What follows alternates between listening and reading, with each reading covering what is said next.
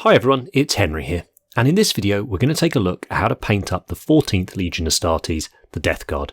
Now this is for their Heresy scheme, so we want to find a way to get a bunch of Marines painted up, looking great, and on the table in no time. Now let's paint.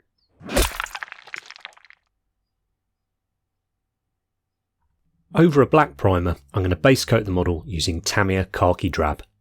Now this is a sort of dark brown green colour. I'm really fond of it. I've just found it recently, so I need to find a project I can use it on loads. I've thinned it using Tamiya X20A thinner. This is important because it's a solvent based paint. I've thinned it about 2 drops of thinner to paint. And once we've got a nice smooth base coat like this, we can work up to our main armour colour. And this is going to be another Tamiya paint, this time Deck Tan. Now I've thinned this a little more, maybe 4 drops of thinner to paint, and that's because this is our last armour colour. So I want to work up some nice thin layers of paint so we get a bit of a transition between that dark colour and the lighter colour. And also we get a nice smooth finish. Now I'm spraying at about 25 psi, I'm using a 0.4mm needle and nozzle, and I'm using our signature series Harder and Steenbeck Evolution. You can see I'm working my way around the model, picking a light source that's above and slightly to the right of the model as we look at it from the front, and the same from the rear.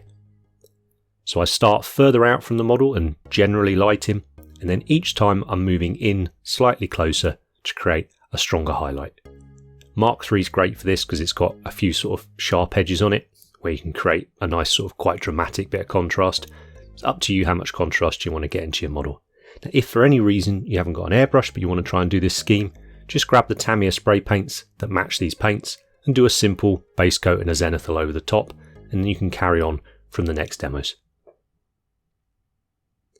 For the shoulder pads, super simple pre-shade, so I've just got Tamiya flat white, thinned, 5 or 6 drops of thinner to paint, so very dilute. Build up a simple spherical highlight on the shoulder pads. Once that's done, I'm going to use another new paint I found recently, a Camouflage Green by AK. If you can't get hold of this, something like Lauren Forest by Games Workshop would be an absolutely fine substitute for it. But I bought this and I wanted to try it out. I think it's a pretty cool colour for these Deathguard sort of shoulder pads. Again, keeping it nice and simple because we're army painting, I'm going to use as fewer paints as possible. It's going to let us be consistent across the army, but also get on with the job. Now I'm going to give the model a couple of coats of gloss varnish. You use whatever your preferred go-to is, whether that's a rattle can or an airbrush. I'm using Vallejo polyurethane gloss because I bought a litre of it like 3 years ago and I've still got loads of it. Thin this with normal airbrush thinner. I'm still using same airbrush, same pressure. The reason I've glossed it is because we're going to do our transfers and we're going to do some pin washing. Now to pin wash, I've chosen another one of my favourite brown-green colours. I like interesting colours sometimes, honest. I just love greys and browns and dark greens and stuff. I find them really interesting. Mix this up, Industrial Earth with an odourless mineral spirit. My preferred one's Winsor Newton Sansador. And mix this up into a wash consistency, and I'll link the video for pin washing so you can have a look at the process in a bit more detail and some of the different materials that you can use if you haven't got access to oils or you don't want to use them. It's absolutely one of my favourite stages, so I hope you enjoy it. If you'd like to support us further and you're enjoying these tutorials and want another tutorial each week, then consider checking out the Patreon as well. It's the support from that that lets us produce all of these tutorials, and we're loving it. There's loads more coming, so let us know what you'd like and we'll see what we can do. I'm going to work my way around the whole model.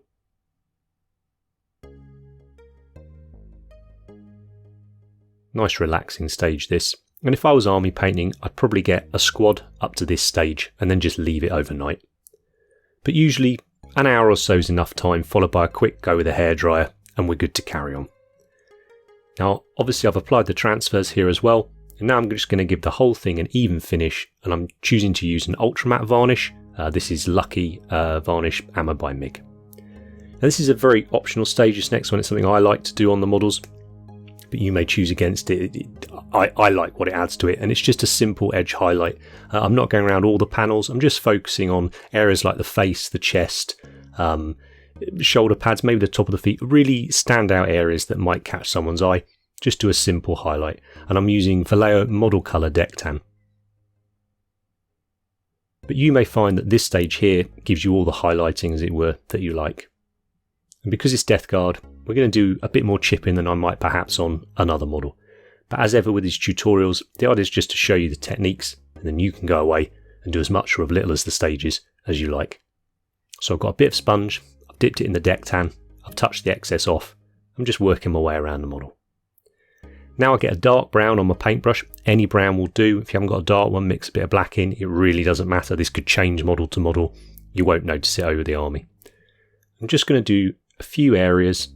For instance, where there's a large build-up of white chips, deck tan chips, we'll just do a few little spots of the brown. It just helps sell the idea that we've got sort of older areas of corrosion on the model. Now for the eye lenses, nice simple layered process. Red for baddies, obviously. So we start off with a Khorne Red. I've noticed with these plastic Mark IIIs that if you're not careful, you can miss the upper part of the lens.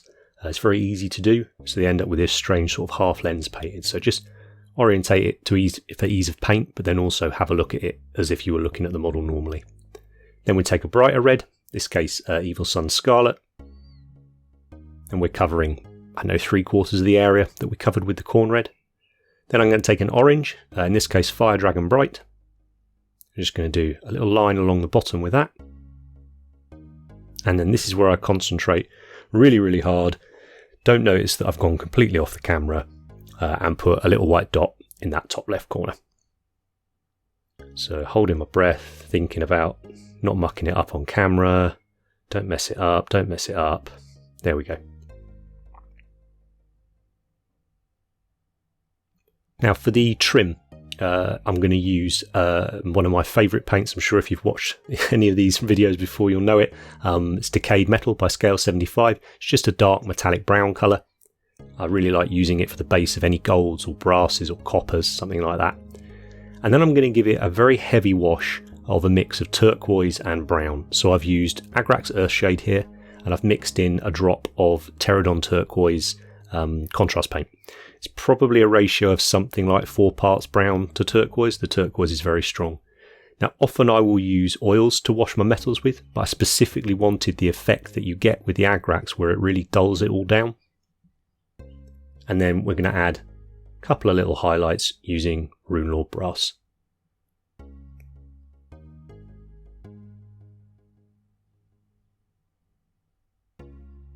So nice and simple. Again, wherever possible, I try and stick to about 3 colours for a part of the model when I'm army painting. Just makes it easy to replicate. You haven't got loads of paints everywhere. And it's just efficient, I find. Now obviously it's Deathguard, so we want to do a bit of weathering. You can go absolutely to town on this. I'm going to do a little bit here to show you how I'd approach it. So I'd want an orange and a brown. In this case, I think I've used Dark Rust and Sepia by Absalom 502. You can see here, this is no streaks, no anything on him, and I think it looks really, really nice. So I feel a lot of people would probably be happy stopping at this stage, but equally a lot of people are going to want to take it way, way further. But yeah, you're looking for a brown and an orange, so something like a burnt umber and a burnt sienna. And all I'm going to do is apply the oil neat, and I'll link up to the oil streaking video that we've done. Explains it in a lot more detail. But essentially I'm putting the oil neat onto the model, then wetting a brush in our mineral spirits and just manipulating them on the model. This dirties it up, I'm pulling it top to bottom, so I'm creating some streaks as well. And it's just going to completely change the colour of the armour underneath it as well. Now I've not needed to do any extra varnishing or anything like that. As long as your paint's dry, you're not going to have any problems at all.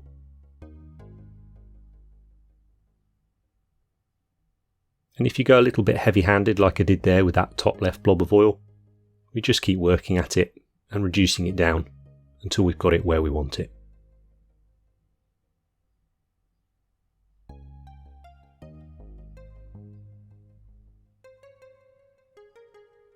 But if I was painting Deathguard, this is probably going to be the most time-consuming phase of any of it, because for me, it's synonymous with them. I want to spend the time on this part of the painting, and hopefully you can see that the rest of it is nice and simple, so you can afford to spend that bit of time on it.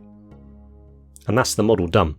If you want to know about the verdigris and stuff that on the Flamer backpack, we did a video on that as well, but it was just a super quick effect. I love these flamers, and I just wanted to use one, so I stuck it on, but nothing special. But you can see how it comes together really, really quickly.